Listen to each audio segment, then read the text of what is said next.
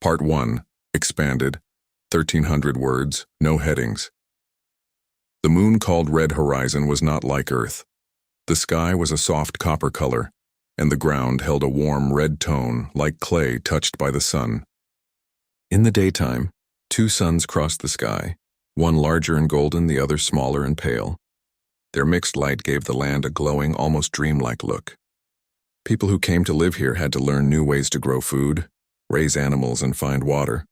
Life was simple but required patience, skill, and heart. On the wide open land of the valley, a small ranch stood near a slow-moving river. The ranch house was not large, but it was built strong, with a long porch and a wind pump turning gently in the breeze. This ranch belonged to Ethan Holloway, a quiet cowboy who worked with steady hands and a calm mind. He was not a man who spoke much, but the people who lived nearby respected his fairness and gentle nature. He worked with sunback longhorns, strong pack animals with smooth fur and bright golden eyes. Nearby, another small settlement grew. It was an Apache family group who had come to Red Horizon with hope of living close to nature, as their ancestors once had on Earth. Among them were two young sisters named Ayanna and Nasha. Ayanna was thoughtful and bright, with a quiet smile and calm words. Nasha was quick-minded, lively, and very skilled with tools and planning. The sisters were known for their teamwork. When one worked, the other already understood what needed to be done next. When Ayanna and Nasha first arrived, the valley settlers lived separate lives. Each family guarded their land, seeds, and techniques, unsure if others would understand or respect their ways. Ethan and the Apache family respected each other from a distance in the beginning. That distance slowly changed. The first moment of connection happened on a warm morning when Ethan's water pipe near the river cracked. He was trying to fix it with old metal clamps that were rusting. Ayanna, passing by on her way back from gathering herbs with her sister, noticed the issue. She walked up quietly and offered a suggestion in a gentle tone. "If you wrap plant fibers around the split before you set the clamp," she said, "it will seal better. The water will not leak." Ethan paused, studying her eyes. She did not speak to boast or to show she knew more. She offered the advice simply, kindly. Ethan nodded and tried her method. The pipe sealed smoothly and water flowed strong again. "Thank you," he said. Ayanna smiled softly. "We help where we can." From that day, small acts of cooperation began. Nasha helped Ethan repair the wind pump one afternoon when the turning blades slowed. Ethan, in return, helped their family guide their animals across a rocky slope where the ground was loose. They shared work but gently, without taking advantage of one another. Seasons passed. Red Horizon's weather could change quickly, especially during dust season. One late afternoon, clouds of red sand began to rise on the horizon. Everyone knew what that meant. Ethan moved fast to gather his longhorns. Nasha and Ayanna were nearby, checking irrigation lines. Without hesitation, they helped him guide the herd toward safer ground. They spoke calmly, using firm whistles and guiding motions that animals understood. Even in strong winds, their teamwork stayed steady. When the storm passed, the herd was safe and calm. That night, the three sat around a small campfire near Ethan's porch. The fire crackled softly, and the warm smell of roasted maize filled the air. The stars of Red Horizon shone bright and close, almost like they could be touched. The twin moons hung together like silver and pearl stones in the sky. Ethan boiled tea leaves, and the three shared a simple meal. Ayanna told a story her grandmother had told her, of how every person carries a piece of sky inside them, and when people work together, their skies connect and grow brighter. Nasha spoke of how water always finds a path around stone, showing how patience can overcome difficulty. Ethan shared stories too, though he spoke slowly and simply. He told them about earth grasslands, horses, the sound of rain that falls heavy and thick. The sisters listened, their eyes warm with curiosity. The firelight made their faces look peaceful. There was no rush in their conversation. They trusted the moment. For many weeks after that evening, the connection between them grew. They worked side by side more often. They planted new seeds in a shared field between their lands. They learned from each other without trying to take control. The land responded to this harmony. The soil seemed richer. Plants grew stronger. The longhorns walked calmly and confidently. One evening, when soft golden sunset fell across the valley, Ayanna and Nasha approached Ethan as he was mending a fence post. They moved with quiet purpose but also gentle hope. They looked at each other, sharing a silent understanding between sisters before they spoke. Ayana's voice was soft. "We believe our futures should not be separate." Nasha added, We wish to join our homes, to share land, work, and path forward." They were not asking for ownership, not asking for anyone to lead or follow. They were asking for unity of purpose, a joined life of shared direction. 3 partners in care of land, animals, work, and community.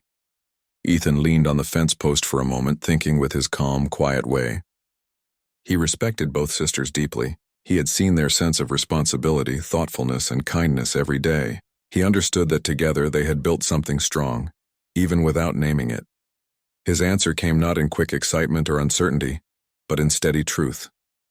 "One ranch," he said, "shared, guided together, all voices equal." The sisters smiled, soft and bright, like the sun rising across the valley. Ayana whispered, "Then we walk the same path." Nasha nodded, as one family of work and care. The decision was simple, but it carried deep meaning. It was not only about land or shelter. It was about trust, respect, and building something lasting. This new shared ranch was a promise to support each other, learn from each other, and grow together. When the news spread to nearby settlers, some were surprised. Some were curious, but most simply saw how well the land responded to cooperation. Others slowly began to share seeds, tools, and water routes between their farms as well. The valley became warmer, more connected, more hopeful. The shared ranch became a place of welcome. Travelers could rest there. Children learned how to plant and care for animals there. Songs and stories were traded beneath the soft copper sky. And every day, the 3 worked side by side, not as separate neighbors, but as one united community. The land of Red Horizon, once dry and difficult, now felt like a place where new futures could grow. And all of it began with 3 people choosing to trust one another. The shared ranch on Red Horizon had grown stronger over the months. Fields of golden crops waved gently in the twin sunlight, and the river flowing near the ranch hummed softly, reflecting the copper sky. Ethan, Ayana, and Nasha moved through their land with easy familiarity, each step showing the trust they had built. The Longhorns wandered calmly, their bright eyes curious but safe. Visitors sometimes stopped by, asking questions, exchanging ideas, and sharing tools, but the heart of the ranch remained with the 3 who had first chosen to unite their futures. One morning, as a soft orange glow touched the horizon, strange shapes appeared far above the valley. They shimmered like glass and moved with smooth, floating grace. The sisters were the first to notice, their eyes widening. Ethan paused mid-step, his calm gaze lifting. At first they thought it might be an unusual storm reflection, but as the shapes drew closer it became clear these were not clouds or weather patterns. They were visitors, unlike any humans had seen. The visitors descended slowly, landing in the open field with careful precision. Their forms were tall and thin, with luminous skin that shimmered like the surface of a crystal pond. Their voices were soft but melodic, carrying without any need for sound in the air. They were curious, not threatening, their movements graceful and measured. Ethan, Ayana, and Nasha met them at a safe distance, observing with calm attention. The visitors raised what could be called hands in a universal gesture of greeting. One stepped forward and spoke in gentle tones that somehow felt familiar, even though it was clearly not human language. A translator device activated automatically, and a voice resonated in their minds. "We are travelers from the Orion expanse. We observe life, seeking understanding. Your settlement has drawn our attention." Ayana stepped forward first, her calm voice welcoming. "We are honored. We work with the land and with each other. This is our home, and all who wish respect may learn here." Nasha added quickly, "We share our knowledge freely. We care for the animals, the plants, and the river. We hope that can be understood." The visitors moved closer, their luminous forms shifting with interest. One touched the soil lightly, feeling the warmth and life beneath. Another observed the Longhorns, tilting its head in apparent curiosity. Ethan stood beside the sisters, observing the interaction quietly, his steady presence giving calm reassurance to both the visitors and his companions. The visitors had been to many worlds, the translator explained. Most had seen humans acting in fear or conflict, often struggling to cooperate. But here, In the middle of this small, copper-colored valley, they saw something different. They saw trust, patience, and balance. They saw humans who chose harmony, who valued the land, animals, and one another. "You are different," one of the visitors said. "Your actions show wisdom beyond simple survival.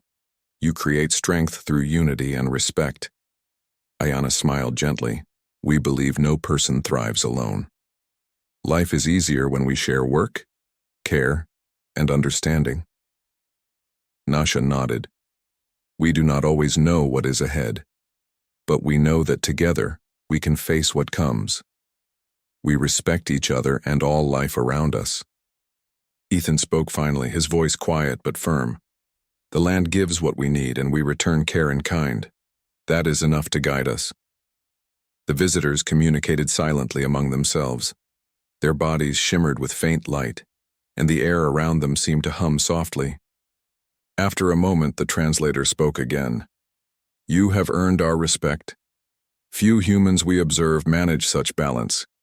Your unity, your care, and your patience demonstrate qualities worthy of recognition." Ayana's eyes shone softly. "Recognition is not what we seek.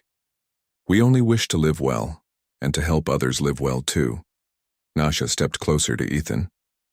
"Perhaps others will learn from us, not just our neighbors, but even others across the stars."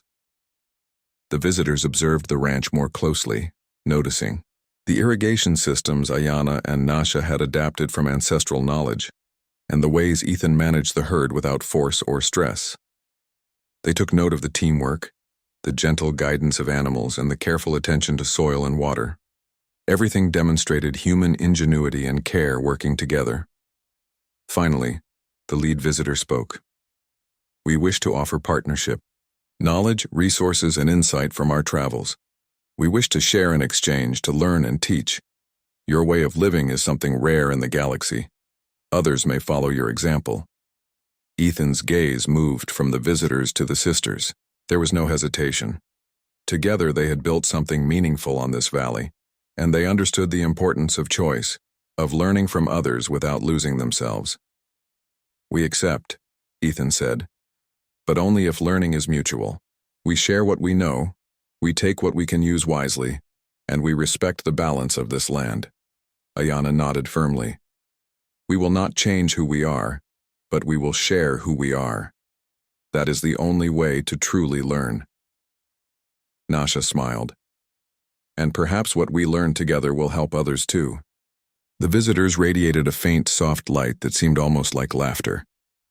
"Then we shall begin." Over the following weeks, the visitors shared advanced methods for water management, soil enhancement, and even new ways to communicate with animals. Ethan, Ayana, and Nasha adapted what was useful, blending it with their own knowledge. They did not take all the technology blindly. Instead, they chose carefully, testing each idea in harmony with the land. In return, the humans shared the secrets of longhorn care, the wisdom of seasons, and the art of patient observation. The visitors recorded it all, fascinated by the subtle ways humans work together, not through dominance but through understanding and respect. The ranch became a place of learning for anyone who wished to come, including neighbors, travelers, and even those from other valleys. People marveled at the bond between the humans and their alien visitors. They learned that strength was not only in force or technology, but in cooperation, patience, and careful observation. One evening, as twin moons rose over the valley, the three humans and the visitors sat together near the fire. Ethan looked at the sisters who were quietly sharing observations with the aliens about planting techniques. Ayana smiled at him, and Nasha gave a small nod. There was a calm pride in the air, not a pride of power, but of understanding, of seeing that their choices, their respect, and their patience had shaped something meaningful. The lead visitor spoke, its voice soft and melodic. "Humanity has potential beyond what we expected, not because of strength, but because of wisdom. Cooperation, patience, and care can spread across worlds. You show that humans can build more than survival. They can build harmony." Ayana's voice was quiet but steady. We hope that others will learn from us, not because they must, but because living together is easier and better than being apart. Nasha added, "We hope every world finds a way to work together. Even in small ways, every step matters." Ethan's voice was calm and firm. "The land gives what it can. We return care in the way we can. That is all we ask." The visitors observed silently for a moment, their glowing forms reflecting the twin moons. Then they spoke as one. "We will carry your example to others. Your valley, your unity, and your care will not be forgotten." From that night onward, the ranch was known far beyond the valley. People from other settlements traveled to learn how the humans worked together, how they respected the land, and how they welcomed all who wished to learn. The visitors returned often, sharing new knowledge, observing and recording the growth of the ranch. The Valley of Red Horizon had become a place of hope. It showed that humans could thrive not because of strength or conquest, but because of trust, care, patience, and cooperation. Ethan, Ayana, and Nasha had built more than a ranch. They had built a model for the future. They worked together every day, side by side, teaching, learning, and observing. Their bond remained strong, not through ownership or control, but through shared purpose. Each sunrise brought new challenges, new experiments, new insights. Every harvest, every animal guided safely, and every seed grown with care became a reminder of what humans could achieve when they chose unity over division.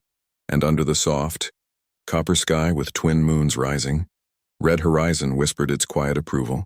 Here, humans showed that their greatest strength was not in the power of arms, but in the power of hearts working together. The shared ranch stood as a living testament. When people trusted one another, respected each other, and worked with patience and care, they could achieve wonders beyond any expectation.